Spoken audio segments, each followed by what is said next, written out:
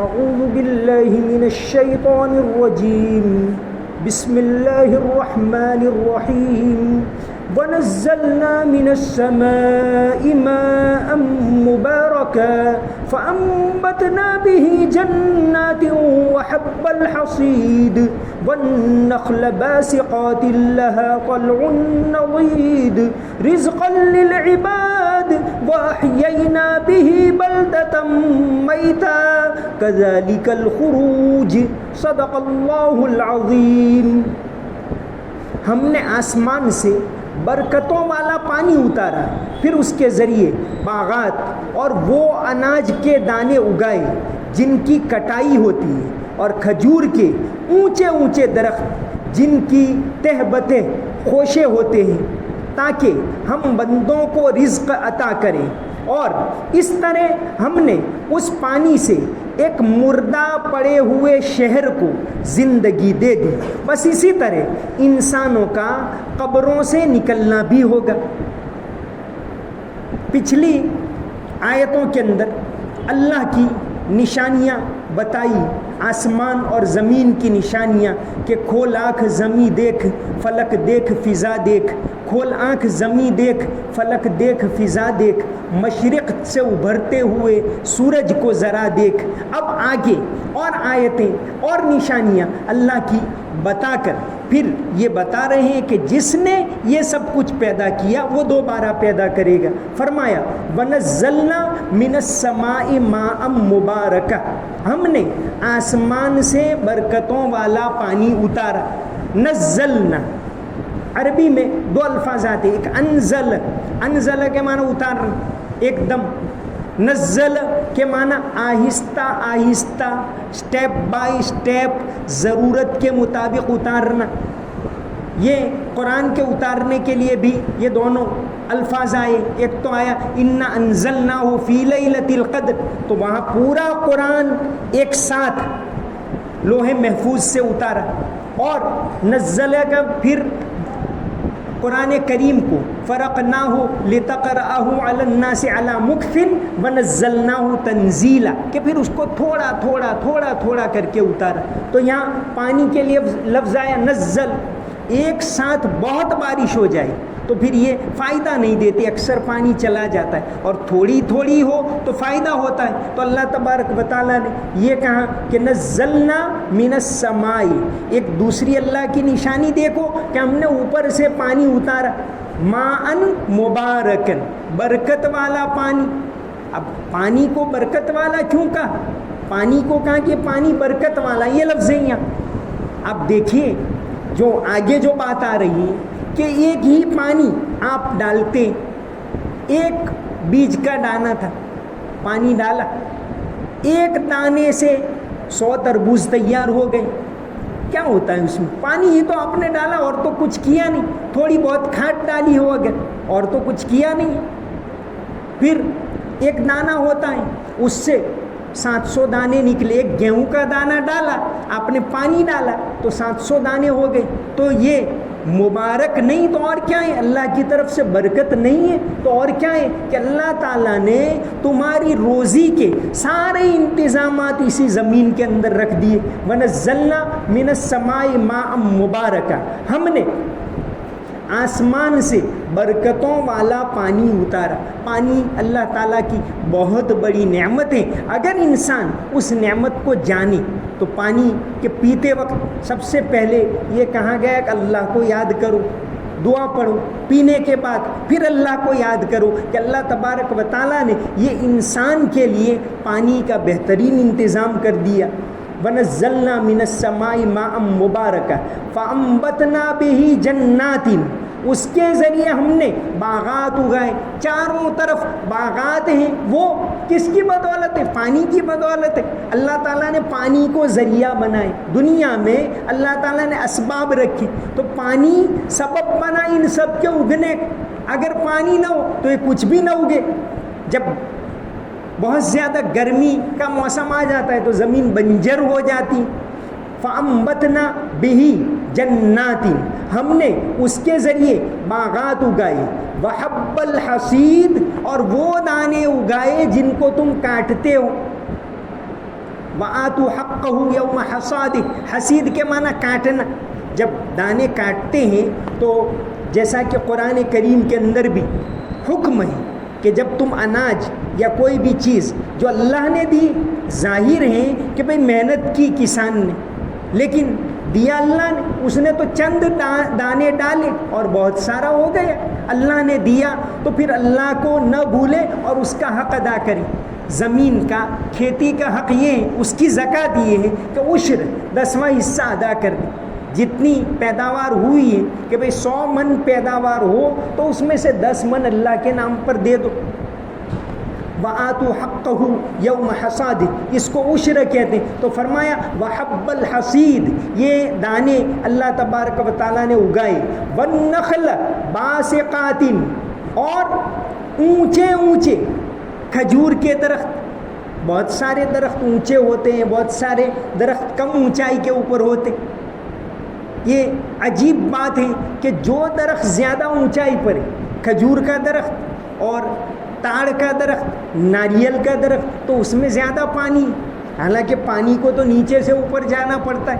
اللہ تعالیٰ نے ایسا انتظام رکھ دی کہ ناریل اس کی ٹہنی میں سے بھی پانی نکلتا ہے اور اس کے پھل کے اندر بھی بھرپور طاقت دینے والا پانی، تو کھجور کے اندر بھی، کھجور کی ٹہنیوں میں بھی پانی زیادہ ہوتا ہے، اس سے نکالتے ہیں اور اس کو پیتے ہیں طاقت کے لیے۔ فرمایا وحب الحصید والنخل باسقات لہا، اور کھجور کے اونچے اونچے درخت جن میں تہبتیں، خوشے ہوتے۔ آپ نے ایک گٹھلی ڈالی، ایک بیج، بس اب کھجور کتنے سینکڑوں اوپر آ رہے ہیں۔ یہ برکت ہے اللہ کی طرف سے، ایک دانہ ڈالا، ایک گٹھلی ڈالی اور ہزاروں کھجور آ گئے۔ کہاں سے آئے؟ اس کے اندر کس نے مٹھاس بھری؟ یہ پتے کس نے لگائے؟ انسان نے تو صرف پانی دیا، اور وہ پانی جو اللہ نے دیا اس نے تو گویا کچھ کیا ہی نہیں۔ وہی پانی جو اللہ نے دیا اس نے ایک سسٹم کے اس کے اندر پانی ڈالا۔ اللہ تبارک و تعالیٰ نے میٹھے میٹھے کھجور دیے، تہبتے خوشے ہوتے ہیں، رزقا للعباد۔ یہاں صرف چند ایک دانوں کا ذکر کر دیا اور ایک پھل کا ذکر کر دیا اور باغات کا ذکر کر دیا۔ اس پر سے آپ سمجھ لو کہ اللہ تبارک و تعالیٰ نے چاروں طرف کس طرح سے باغات اگائے، کس طرح سے پھل اگائے، کس طرح سے اناج دیا اللہ تبارک و تعالیٰ نے۔ انسان کی ضرورت کی ساری چیزیں دی، فرمایا رزقا للعباد، تاکہ ہم بندوں کو رزق دے۔ کہ میں آدمی یہ سمجھتا ہے کہ بھئی میرے پاس اتنے روپے ہیں، میں نے اپنی محنت کے بل پر کمائے، میں کیوں زکوٰۃ دوں؟ بھئی آپ اپنی محنت کے بل پر نہیں کمائے، نیچرل ریسورس کا آپ نے استعمال کیا، اللہ نے جو سب رکھا ہے اس میں سے آپ نے کمائے۔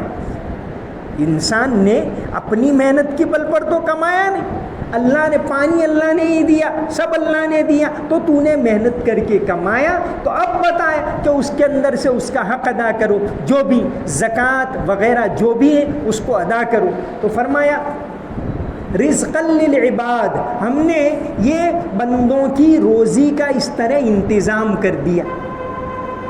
اناج اپنے وقت پر اگتا ہے، پھل اپنے وقت پر اگ رہے، یہ ساری چیزوں کے اوپر غور کرو اور دیکھو کہ اللہ تبارک و تعالیٰ کس طرح اس کو اگاتا ہے۔ اصل تو اس کے ذریعے اللہ کی ذات کو پہچاننا ہے کہ انسان ان میں غور کرے، دنیا کی چیزوں میں، اور اللہ کو پہچانے۔ اب ہوتا یہ ہے کہ انسان اسی میں منہمک ہو گیا، کمانے میں اور آئے اور آئے اور آئے، اسی میں منہمک ہو جاتا۔ روزی کمانا یہ بری بات نہیں ہے، روزی اللہ دیتا ہے، آدمی روزی حاصل کرے۔ دیکھیے آپ نفل نماز پڑھتے ہیں، 2 سجدوں کے درمیان ایک دعا پڑھنے کا حکم آیا،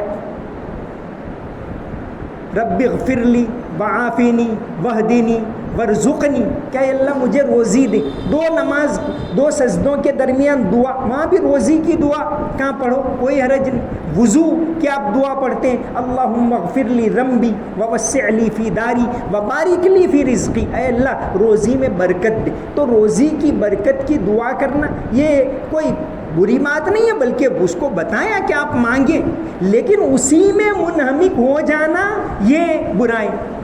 ایک شاعر گزرے ہیں مرزا عبد القادر بیدل، اورنگزیب کے زمانے میں تھے، بڑے صوفی شاعر،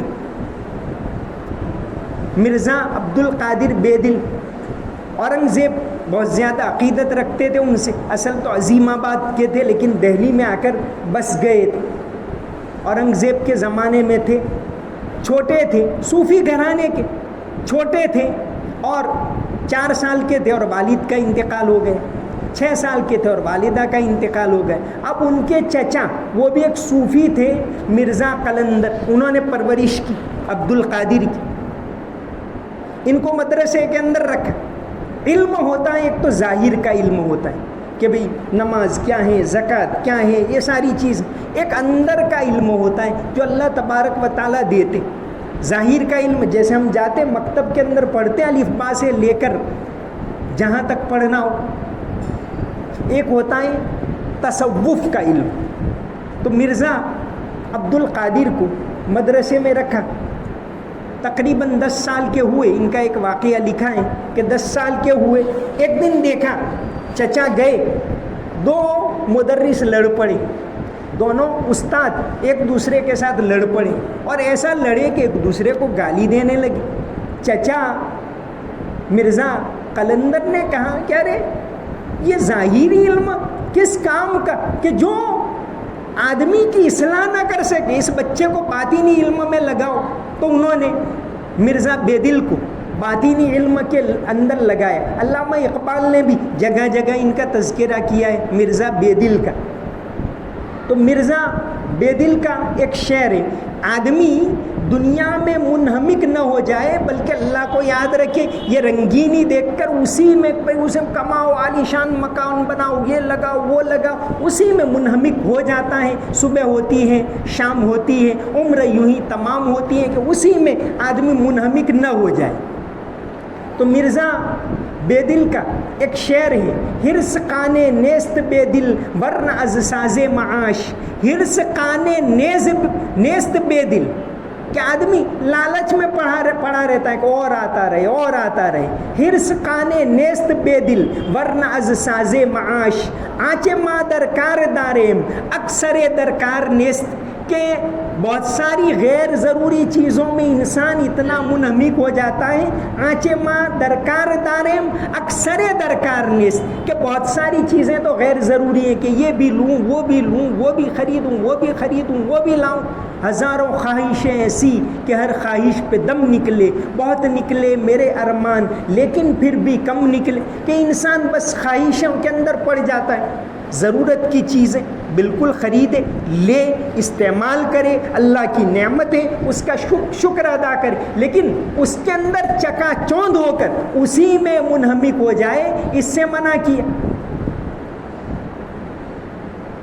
آنچے ماں درکار داریم اکثر درکار نیست، کہ بہت ساری چیزیں جو ہم خریدتے ہیں وہ غیر ضروری ہوتی ہے، ایسا مرزا بیدل نے کہا۔ تو آدمی اتنا زیادہ بھی اس رنگینی کے اندر منہمک نہ ہو جائے کہ آخرت کو ہی بھول جائے۔ سیماب اکبر آبادی ایک صوفی شاعر گزرے، پورے قرآن کا انہوں نے نظم میں ترجمہ کیا تھا سیماب اکبر آبادی نے، اور مولانا رومی کی مثنوی کا بھی اردو نظم میں ترجمہ کیا تھا۔ ان کا بھی اسی طرح کا ایک شعر ہے صوفیانہ، ایک تو پہلا ہی شعر ہے، غم مجھے حسرت مجھے وحشت مجھے سودا مجھے، غم مجھے حسرت مجھے وحشت مجھے سودا مجھے، ایک دل دے کر خدا نے دے دیا کیا کیا مجھے، ہے حصول آرزو کا راز ترک آرزو، کہ انسان جتنی خواہشیں کرتا بڑھتی رہے گی، کہ بائک ہے تو کار لوں اور کار ہے تو مرسیڈیز لوں اور چھوٹا گھر ہے تو بڑا بناؤں، اسی کے اندر منہمک رہتا ہے حصول آرزو کا راز ترک آرزو، میں نے دنیا چھوڑ دی تو مل گئی دنیا مجھے۔ تو یہاں یہی فرمایا کہ اللہ تعالیٰ نے رزقا للعباد، کہ یہ ساری چیزیں، یہ پھل وغیرہ اگائے بندوں کی روزی کے لیے۔ اب آگے فرماتے یہ دنیا ہے، اللہ تبارک و تعالیٰ اس کا حساب لیں گے۔ حدیث شریف کے اندر آتا ہے کہ آدمی کے قدم اس وقت تک نہیں ہٹ سکیں گے جب تک کہ 5 سوالات کا جواب وہ نہ دے دے۔ حضرت ابن مسعود رضی اللہ عنہ سے یہ حدیث ہے کہ لا تزول قدم عبد یوم القیامہ حتی یسأل عن 5، 5 باتوں کا سوال نہ ہو جائے، عن عمرہ فیما افنا، کہ زندگی کس میں لگائیں، زندگی کا ایک ایک پل، ایک ایک سیکنڈ، ایک ایک منٹ، ایک ایک لمحہ یہ قیمتی۔ آدمی کو اللہ تبارک و تعالیٰ نے ایک معین وقت دیا ہے، جانے والا وقت کبھی واپس نہیں آتا، تو ہر گھڑی ہر وقت اس کو بیدار کر رہی ہے کہ بھئی جاگ جا، جاگتا رہے، اللہ کو یاد رکھ۔ عن عمرہ فیما افنا وعن شبابہ فیما ابلا، کہ نوجوانی کے بارے میں کہ جوانی کو کہاں بتائے، کیونکہ عمرہ کے اندر سب سے زیادہ قیمتی جو دور ہوتا ہے وہ جوانی کا دور ہوتا ہے۔ 2 سوال۔ تیسرا وعن مالہ من این اکتسبہ، کہ مال کہاں سے کمایا، حلال طریقے سے کمایا کہ حرام طریقے سے۔ اور چوتھا سوال وفیما انفقہ، مال کہاں خرچ کیا، مال کے بارے میں 2 سوال کہ کہاں سے کمایا کہاں خرچ کیا، دونوں کا حساب ہوگا۔ اور 5واں ماذا عمل فیما علم، کہ جو علم دیا اس پر کیا عمل کیا۔ یہ 5 سوالات ہوں گے۔ تو فرمایا رزقا للعباد، اللہ تعالیٰ نے بندوں کے لیے روزی کا انتظام کیا۔ اب بات آئی وَأَحْيَيْنَا بِهِ بَلْدَةً مَيْتًا، کہ زمین مردہ تھی، دیکھو کیسے زندہ کر دیا ہم۔ ایک دم جب بہت سخت گرمی کا موسم ہوتا ہے، کچھ وہاں پرندے بھی نہیں آتے، کیڑے مکوڑے بھی نہیں آتے، ایسی ہو جاتی۔ پھر اللہ تبارک و تعالیٰ وہ بارش برساتے ہیں اور لہلہا اٹھتی ہے۔ کذالک الخروج، تم بھی اس طرح دوبارہ زندہ کیے جاؤ گے۔ تو جو زندہ کرنے کے یہاں دلائل ہے کہ اللہ تبارک و تعالیٰ نے فرمایا کہ رزقا وَأَحْيَيْنَا بِهِ بَلْدَةً مَيْتًا، کہ ہم نے بنجر زمین کو، مردہ زمین کو اس طرح زندہ کر دیا پانی کے ذریعے۔ اور وہ یہ پھل ہیں، ساری چیزیں کیا ہے، مٹی کے اندر، یہ جو شروع صورت کے اندر آیا کہ بھئی ہم مٹی میں مل جائیں گے، پھر کس طرح کہاں ایک ذرہ ادھر ایک ذرہ ادھر، کیسے دوبارہ اللہ زندہ کرے۔ تو یہ پھل ہیں، یہ سبزیاں ہیں، یہ پھول ہیں، یہ سب کیا ہے، آخرکار مٹی تو ہے۔ مٹی انہی ذرات میں سے اللہ تعالیٰ نے اگایا، تو انہی ذرات میں سے اللہ تبارک و تعالیٰ جس نے یہ سارا انتظام کیا کہ آپ پھل دیکھتے ہو، پھول دیکھتے ہو، پانی کو برستا ہوا دیکھتے ہو اور دانے دیکھتے ہو، کیسے اللہ تبارک و تعالیٰ نے سیٹ کر کے اگائے، بالکل ترتیب دے کر، جس کو علامہ اقبال کی ایک نظم ہے الارض للہ، کہ زمین اللہ کی۔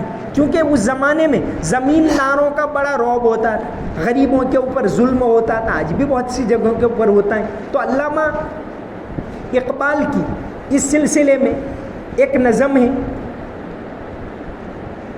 زمین الارض للہ، پالتا ہے بیج کو مٹی کی تاریکی میں کون۔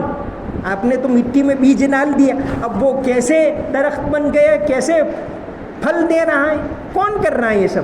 پالتا ہے بیج کو مٹی کی تاریکی میں کون، کون دریاؤں کی موجوں سے اٹھاتا ہے سحاب، کس نے بھر دی موتیوں سے خوشۂ گندم کی جیب، کہ کیسے موتی کی طرح وہ دانے ہوتے ہیں، کس نے بھر دی موتیوں سے خوشۂ گندم کی جیب، موسموں کو کس نے سکھلائی ہے خوئے انقلاب، کہ کبھی گرمی کبھی سردی کبھی بارش، یہ کون کر رہا ہے، موسموں کو کس نے سکھلائی ہے خوئے انقلاب، دے خدایا یہ زمین تیری نہیں تیری نہیں، دے خدا یعنی وہ زمیندار، دے خدایا یہ زمین تیری نہیں تیری نہیں، تیرے آبا کی نہیں تیری نہیں میری نہیں، یہ زمین تو اللہ کی، تو اللہ تبارک و تعالیٰ اگا رہا ہے۔ تو آیت کے اندر آخر میں فرمایا کذالک الخروج واحیینا بہ بلدۃ میتا، کہ بنجر بالکل مردہ زمین ہو گئی تھی، کیسے لہلہا اٹھی، اسی طرح اللہ تبارک و تعالیٰ